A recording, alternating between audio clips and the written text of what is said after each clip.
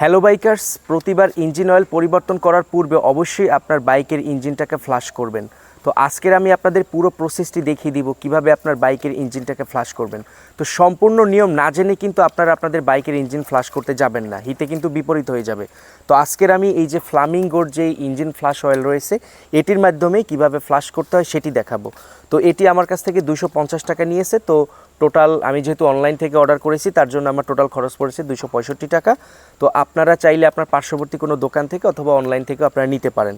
তো পাশাপাশি আমি কিন্তু এই যে মোতুলের ফুল সিনথেটিক যে ইঞ্জিন অয়েলটা ব্যবহার করি, তো এটার কিন্তু অনেক বেনিফিট রয়েছে, সেগুলো নিয়ে ইতিমধ্যে আমি অনেক ভিডিও বানিয়েছি, আপনারা চ্যানেলে গিয়ে দেখতে পারেন। এবং এই যে ইঞ্জিন ফ্লাশ করার যে উপকারিতা রয়েছে সেগুলোও নিয়ে ভিডিও বানিয়েছি, আপনারা আমার চ্যানেলে গেলেই দেখতে পারবেন।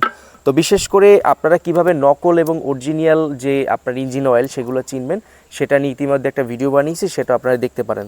তো আজকের আমি ফুল প্রসেসটি আপনাদের হাতে কলমে দেখিয়ে দিব কিভাবে আপনারা এই ইঞ্জিন ফ্লাশ করবেন। পুরো ভিডিওটি একদম মনোযোগ সহকারে দেখবেন, তাহলে আপনারা কিন্তু একদম নিজেই ইঞ্জিনটাকে ফ্লাশ করতে পারবেন। তো সরাসরি ভিডিওতে চলে যাই।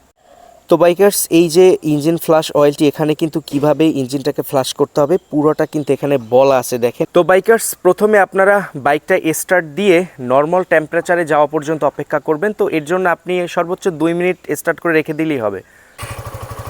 ওকে, তো সর্বোচ্চ 2-3 মিনিট এটাকে চালু করব যাতে ইঞ্জিনটা একটু গরম হয়। তো ভিউয়ার্স, ইঞ্জিন ফ্লাশ দেওয়ার প্রসেসটা একদম সহজ। আপনার প্রথম ইঞ্জিনটা একটু গরম করে নিয়ে তারপরে এই যে আপনার ফ্লাশ মানে ক্যানটা আপনারা একদম জাস্ট রিফিল করে দিবেন।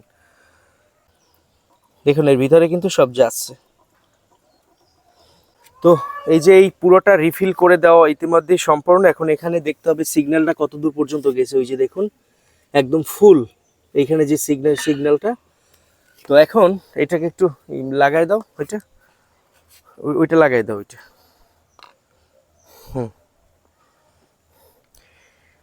জাস্ট ওই যে পুরনো যে ইঞ্জিন অয়েলটা ওটা থাকা অবস্থায় আপনারা এটাকে রিফিল করে দিবেন। রিফিল করে দিয়ে আপনারা জাস্ট বাইকটা 5 থেকে 10 মিনিট স্টার্ট করে রেখে দিবেন। তো বাইকটা এখন স্টার্ট দাও। হ্যাঁ, ক্লাস চাপ দিয়ে এটা চাপ দাও। হ্যাঁ, ওকে, ডান। স্টার্ট দিয়ে 5-10 মিনিট রাখবেন। তো ভিউয়ার্স, ফ্লাশ অয়েলটা দেওয়ার পরে কিন্তু 5 মিনিট আমি এই বাইকটা চালু রেখেছি। এখন কিন্তু এইটাকে ড্রেন করার চেষ্টা করতেছি, মানে ওটা ফালাই দিব। পারতেছো না কোনটা? তো মোবিলটা ড্রেন হচ্ছে ভিউয়ার্স, দেখেন একদম কালো না। আমি কি অবস্থা দেখেন, মানে পুরো 12টা বাজে গেছে। কি কালো, মানে ইঞ্জিন অয়েলটা মানে পুরো ভিতরে মানে ময়লা হয়ে কিভাবে বের হচ্ছে দেখেন। এরপরে এই সিনথেটিকটাকে রিফিল করব। তো সাথে কিন্তু আপনারা একটা মোবিল ফিল্টারও কিনবেন, এটা 100 টাকা নিবে। এটা অবশ্যই আপনাদের বাইকে ভরবেন। এটা নিয়ে আমি কিন্তু অলরেডি ভিডিও বানিয়েছি যে কোনটা বেস্ট।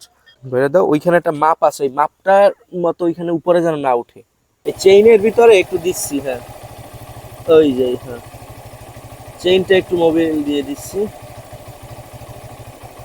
হ্যাঁ হ্যাঁ, আস্তে আস্তে, সমস্যা নেই। ওই যে সিগন্যালটা কোথায় আপনারা দেখে নেন।